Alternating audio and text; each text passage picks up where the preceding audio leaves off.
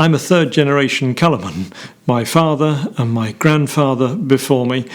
Originally we were in the East End of London, but in the 1970s the Greater London Council wanted to shoo manufacturing out of the city, and we moved to South Wales in 1976, I believe.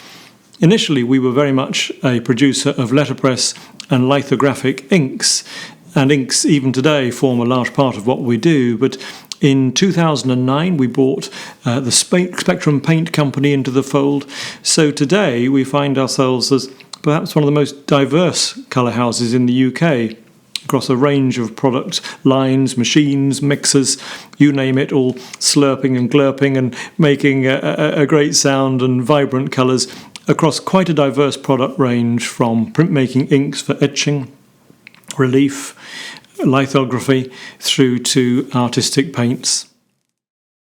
I'm hugely grateful to my forebears that we didn't jettison any machinery or product lines or the capacity to produce some beautiful products in quite large quantities. So today we find ourselves almost the perfect size. We have 8 mills, we have numerous mixers, a well-equipped laboratory. We're able to make beautiful products in sufficient quantities that we can supply a service that I think no others provide.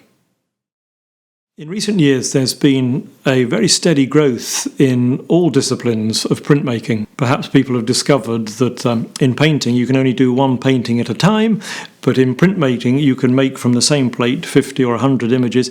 And people have experimented at home using a spoon rather than a press, and using any raised surface as a printing plate.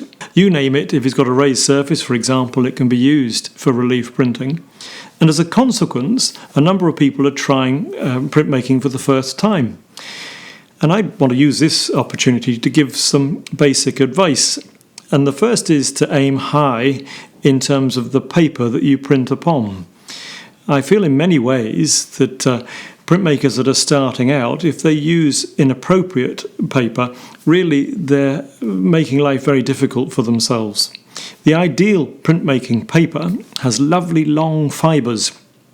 They remember the time that they were once part of a tree, and they still have a hole running through every single fibre. It's called a lumen. And the more oily parts of a printmaking ink will enter that lumen, and they will, through osmosis, move from one end to the other, capillary action. And we find that that aids the drying process. But if we don't use a lovely absorbent printmaking paper, but instead we use a cheap photocopy paper, for example, well, there are several things that make that paper unsuitable. The first is the fibre length will be very short, and so it won't be able to wick or pull the oil very far away. The second thing is it'll have a lot of china clay to make the paper white. That's no use for the drying process of a printmaking ink. And thirdly, and this is perhaps the greatest problem of all, that when a printmaker is producing a print, they need a uniform absorbency so that they don't see a pattern in the paper. The pattern that china clay gives can be quite mottled and unappealing. So all of these things, they either influence the image that we get, or the drying time, or the absorbency. All those things can stack against the first-time printmaker, so always aim high in terms of paper choice. The next bit of advice is that generally printmaking inks do not have added dryers. The reason is that they're used all over the world, from the coldest climates through to very hot areas. And so if there was a lot of dryer in the ink, well, many would complain that it was drying on the slab or on the roller. So they arrive at the printmaker without dryer. So if you're in a cold climate, or if you're in an area where there's very high humidity, we'd recommend that you add 4 or 5% of assiciative. Actually, the humidity is even more important than the temperature. You remember, perhaps if you used a gloss paint to paint a door frame, if it's oil-based and you don't want to wash out the brush tonight, you can put it in a jar of water. What are you doing? Well, you're simply putting it in a 100% humidity environment. The water stops any air getting to dry the paint on the brush. The following day, you take the gloss paint brush out and you shake the water off and you carry on. Well, a very high humid environment will have exactly the same on printmaking inks. time stands still. Cold air can't contain much moisture. That's why we see our breath on a cold day. So if the temperature goes down at night in a studio, time is standing still. So make sure that you have an area where air is moving, and ideally it's dry air, and if you can afford it, it's warm air too. Each of those things will allow the print to dry. Each print can be better hung or put on a rack so that they're not stacked one on top of the other. And if drying is a particular issue for you, sometimes people will make an area, a box, which they can put a heater in, and they'll put the prints in there to dry. All of these things will help the first-time printmaker produce prints which will dry quickly. Another piece of advice I'd like to give, especially to the new printmaker, is to be careful that they don't apply too much ink. We call that a very heavy film weight. And a heavy film weight does not improve necessarily the print quality. In fact, many times, rather than making it look more dense, we get a phenomenon called ink squash with relief printing, where if we apply too much ink, when it goes through the impression, either under the pressure of a spoon or through a press, the ink shoots sideways. So we have a heavy image area, then we get a strained ghostly halo, and then we get a solid line outside our image area. So if adding more ink does not solve the problem, what does? Well, perhaps a little oil might overcome the problem, or perhaps a little wiping compound. Certainly they're preferable than applying an awful lot more ink. Very heavy film weights also quite often tease out a mottle in the paper, so best to start with a low film weight and work up as we require, rather than applying the ink by the spadeful.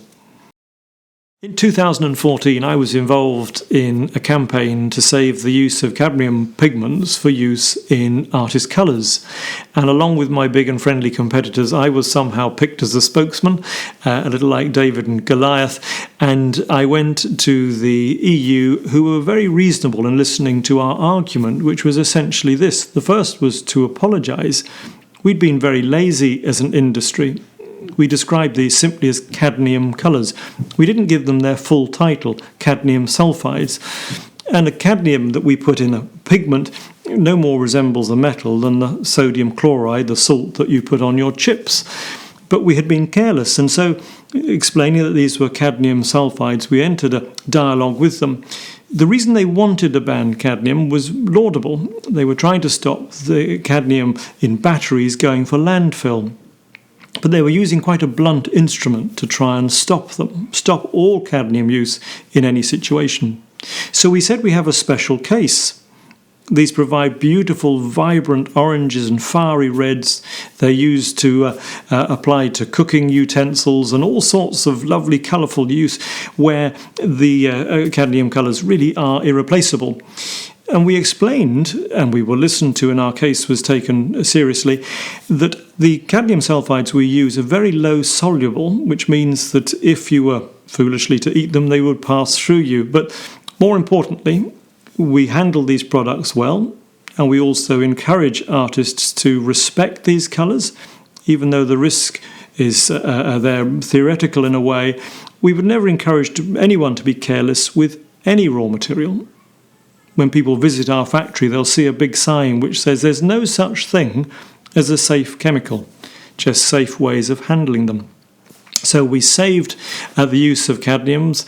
We're delighted that we did. They form a very important part of the palette that an oil painter can use, and we've made sure that they live for another day. But also it goes hand in hand with environmental care in the way that we manufacture, and encouraging artists to make sure that they recycle, that they look after their own waste streams, and indeed they're not careless in the way they handle this or any other raw material. There's been a lot of discussion recently about Pigment White 4, Zinc White, and indeed the fact that it goes brittle over a period. Now, this is not new news because it's not a new pigment. It's been used for 250 years. Van Gogh was a great fan of zinc-containing whites. But the question is how much we're going to take zinc out of common use. Now, the problems are there. the fact that the film does go brittle. The evidence from a number of studies shows that that is the case. But it would be wrong to suggest that zinc is somehow wicked and all other pigments are perfect. Even good old Pigment White 6, titanium white, it behaves in a rather spongy way once it's dried as a film. And together they work well. By adding a bit of zinc to titanium white, for example, the yellowing is reduced and the speed of drying is increased, and the combined effect of the two contributes quite a bit. I suspect that over the years zinc white will quietly disappear from use, but it'll probably be because of public perception rather than technical reasons alone.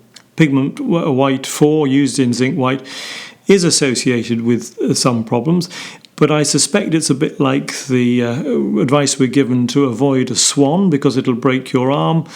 I'm yet to meet anybody whose arm has been broken by a swan, and I'm yet to meet many people who've had particular problems with zinc white. They are there for our own production. We monitor everything we've produced, but I would myself prefer to use a product which is made beautifully, made really well, under superb QC, from quantifiable raw materials, rather than something which doesn't contain zinc but has been made in a place beyond any provenance or with other raw materials that I'm uncertain of. So my own personal opinion is that zinc still has a part to play.